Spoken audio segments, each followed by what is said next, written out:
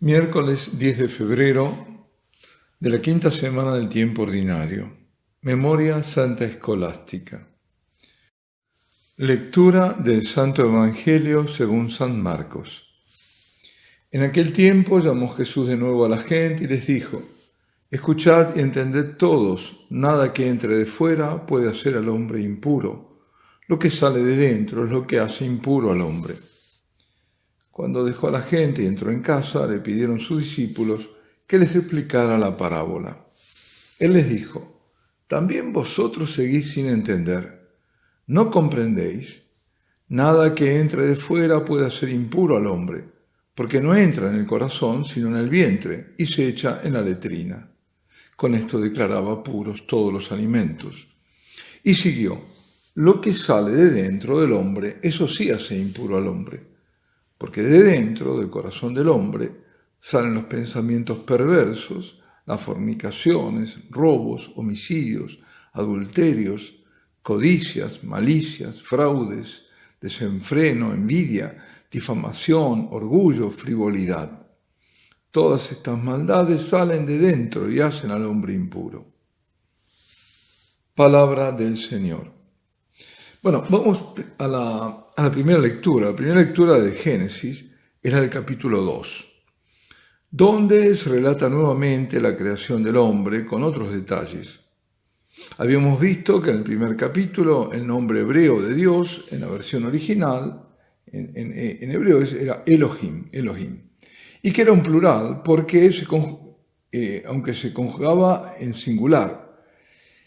En este relato aparece Yahvé Elohim, o sea, se le agrega Yahvé, que significa el que es, o sea, el único que detenta el ser en sí mismo.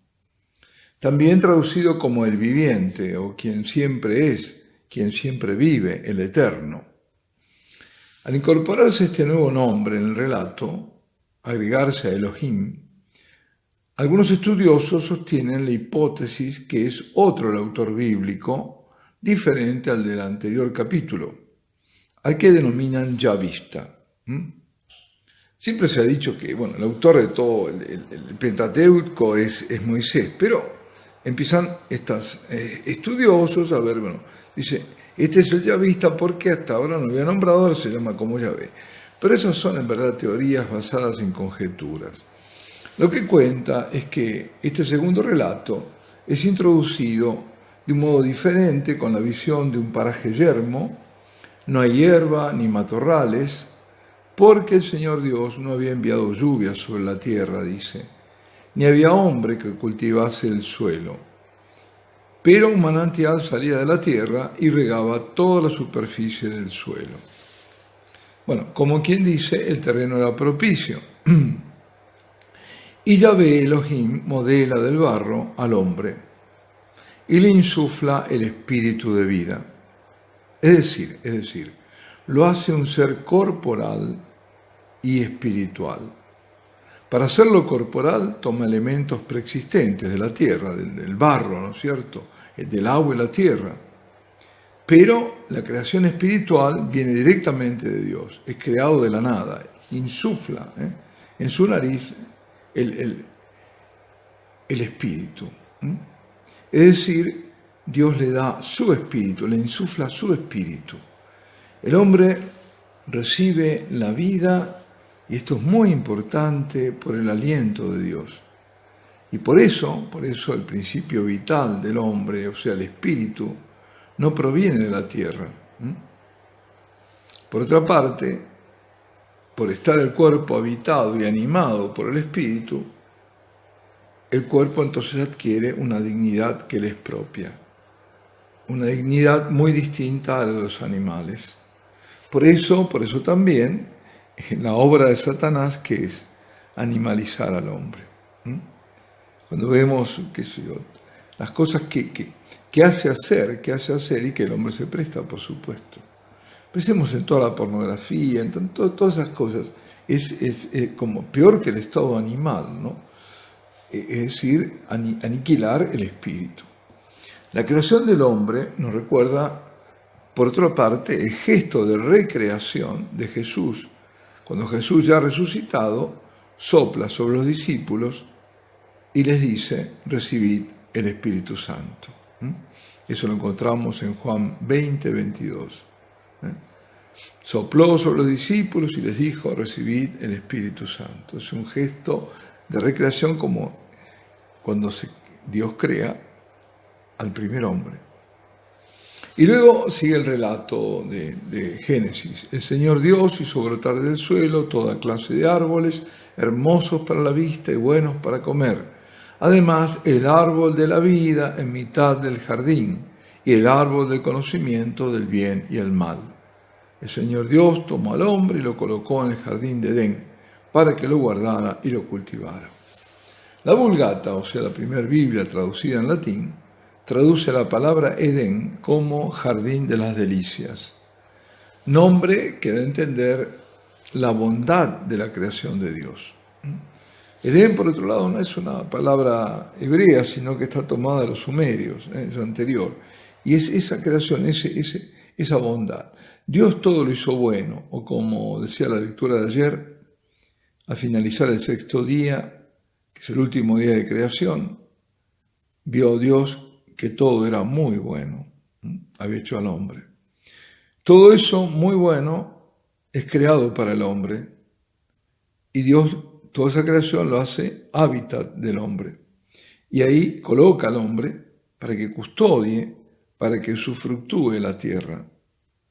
Pone la tierra bajo su dominio y bajo su cuidado. Y agrega el relato que en medio del Edén había dos árboles.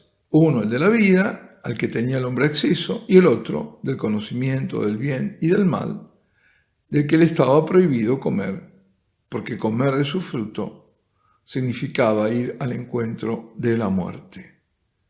Ciertamente, el hombre no sabría qué significaría la muerte hasta tener conocimiento de ella. Desde luego, conocimiento no directo, sino ajeno.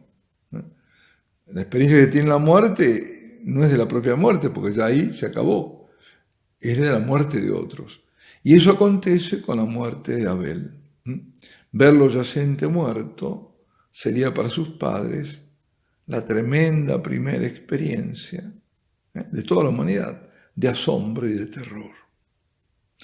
Y a propósito, yo recuerdo una representación escultórica que buscaba reflejar ese momento. La escultura lleva por título Los primeros funerales, bueno, en francés, pero significa eso, los primeros funerales, y es de un escultor justamente francés. Y la recuerdo haberla visto en el Museo de Bellas Artes de Buenos Aires. Porque llama, claro. Incluso vi otra que no la he encontrado. Por ahí no recuerdo, pero también en un museo magnífica era. Bueno, de esos dos árboles al centro del jardín, Santo Tomás especuló que el fruto del árbol de la vida tenía el poder de librar al cuerpo de la muerte solo por algún tiempo. Es decir, el hombre comía de ese fruto y vivía, pero no era que comía una vez y iba a vivir para siempre. Y para evitar la muerte, Adán tenía que comer siempre nuevamente. Por eso, quizás pienso yo, cuando Dios arroja a la primera pareja del Edén, lo hace para que no coman de ese árbol y puedan así tener la vida. El árbol del conocimiento, en cambio, servía para ver si Adán optaba por el bien o por el mal. Su nombre, del bien y del mal, es por los efectos que de sus frutos se esperaban. En estas prefiguraciones bíblicas, el árbol de la vida, ¿cuál será? La cruz. Y el fruto que pende de ese árbol, el cuerpo del Señor. Jesucristo, que se entrega para la vida del mundo. Por eso dice, el que coma de mi carne y beba de mi sangre, tiene vida eterna. Es el árbol de la vida. Y el fruto es la Eucaristía. El fruto de ese árbol de la vida es la Eucaristía. Fijémonos lo fundamental que es la Eucaristía. Y por eso los ataques del enemigo van dirigidos a la Eucaristía. No frontales, porque no lo va a hacer frontal, sino como lo está haciendo ahora. Viene por los flancos, ataca por los flancos, ataca y por la espalda. Pero no de frente, no te va a decir, no, nadie va a decir, no, la Eucaristía, no, dejemos la Eucaristía. Estoy hablando de nadie en la iglesia. Pero sí te van a poner pegas, te van a decir esto, objeciones, te van a decir que bueno, que nosotros somos católicos adultos, que hay que recibirla de pie, en la mano, que es el signo del resucitado y todas esas tonterías para quitarle reverencia a la Eucaristía. Y para profanarla, para profanarla. Lo más sagrado que tenemos hay que destruirlo. Y en eso están. Y esto de la pandemia, bueno, viene fenómeno, ¿no? A todo el mundo ahora den la mano, basta. Razones higiénicas. Eso no se sostiene por ningún lado. Por ningún lado. Como si fuera, yo no me voy a contagiar en la mano. Primero, que la Eucaristía no es vehículo de contagio. ¿Por qué la Eucaristía? Porque es el Señor. Y no va a permitir que nos contagiemos. Pero además, a esta gente que no tiene fe, no se le puede pedir fe a quien no tiene, y que los criterios que van a tener son solamente de este tipo, higienistas, falsamente, por supuesto. Tampoco es cierto eso, porque en el fondo se contagia más, inclusive en la mano, que de la otra forma, si se toman los cuidados. Si fuera, además, si cayéramos en ese cuento, ¿no? Bueno, en cuanto al Evangelio de hoy, poco hay que agregar, cuando el Señor todo lo dice, ¿qué vamos a agregar? Solo que al decir que nada de fuera que entre en el hombre puede hacerlo impuro, con eso corrige los preceptos humanos que no son propios de la ley de Dios, declarando puros a todos los alimentos, porque Dios, al crear todas las cosas, vio que eran buenas. Y esto lo retomará el cristianismo desde el mismo origen. Fue un motivo de disputa, recordemos la visión, además, que tuvo San Pedro, mientras oraba a la hora del mediodía, cuando vio que del cielo bajaba un lienzo, con todo tipo de animales y una voz que le manda que mate y coma. Y ante la negativa de Pedro, porque nunca había comido nada profano e impuro, la voz del cielo le responde: lo que Dios ha purificado, tú no lo consideres profano. Y claro, la visión iba dirigida al envío de Pedro a casa de paganos, lo que estaba prohibido terminantemente a los judíos, porque entrar en una casa y relacionarse con paganos era contaminarse. Pero también poseía el significado directo de que toda la creación era purificada por Dios. Y San Pablo fue quien más luchó contra los cristianos venidos del judaísmo que querían imponer las tradiciones que justamente denuncia el Señor en este Evangelio. Querían imponérselo a los gentiles que se incorporaban a la iglesia, como circuncidarse, respetar el sábado y muchas otras cosas. Bueno, hoy la iglesia hace memoria de Santa Escolástica. Algunas palabras sobre esto. En nombre de Escolástica, hermana de Benito de Nurcia, recuerda los comienzos femeninos del monaquismo occidental, fundado en la estabilidad de la vida en común. Benito nos invita a servir a Dios no en la fuga mundi, huyendo del mundo, hacia la soledad o la penitencia itinerante, sino viviendo en comunidades duraderas y organizadas, y dividiendo rigurosamente el tiempo entre la oración, el trabajo o el estudio y el descanso. Desde muy joven, Escolástica se consagró al Señor con voto de castidad. Más tarde, cuando Benito ya vive en Montecassino con sus monjes, en otro monasterio de la zona vive su hermana junto a un pequeño grupo de mujeres consagradas. Poco sabemos acerca de Escolástica. El único texto casi contemporáneo que habla de ella viene del Papa San Gregorio Magno, el segundo libro de los Diálogos. Gregorio habla de ella en referencia a Benito. Ella está a la sombra de su hermano mayor, que es Benito, el padre del monaquismo occidental. Y los encontramos juntos en una célebre página que se lee además en la liturgia de las horas, en el oficio.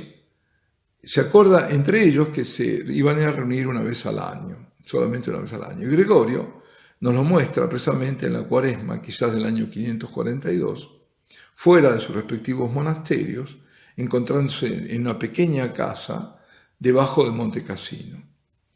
Un diálogo que se alargaba a través de las horas, que no acabaría nunca, porque muchas eran las cosas que había que hablar, del cielo, también de la tierra. Ese momento era un momento muy agitado. Italia en ese momento era presa, disputada por una parte los bizantinos y por otro lado los godos del rey Totila. Estaba devastada por ambos. Roma se rindió a los godos por hambre después de 2 años de asedio. Y en el centro de Italia los hambrientos mastican hierbas y raíces. Los ganadores y los perdedores pasan por Montecassino. Totila pasa atraído por la fama de Benito.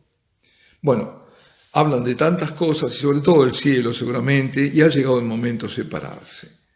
Ya le dice el hermano, bueno, tenemos que separarnos. Escolástica quisiera prolongar la entrevista, pero Benito se niega. La regla no se rompe, todos se van cada uno a su casa. Entonces Escolástica se recoge en oración intensa y de pronto se desata una tormenta muy violenta que los bloquea en la casa. Benito dice que te disculpe Dios por lo que has hecho, porque si realmente el Señor ha escuchado al hermano que quería quedarse. Entonces la entrevista puede continuar durante todo un tiempo más. Finalmente, hermano y hermana con sus compañeros y compañeras se separan y este será su último encuentro. 3 días después, leemos en esos diálogos, Benito se entera de la muerte de su hermana al ver cómo su alma se eleva en forma de paloma.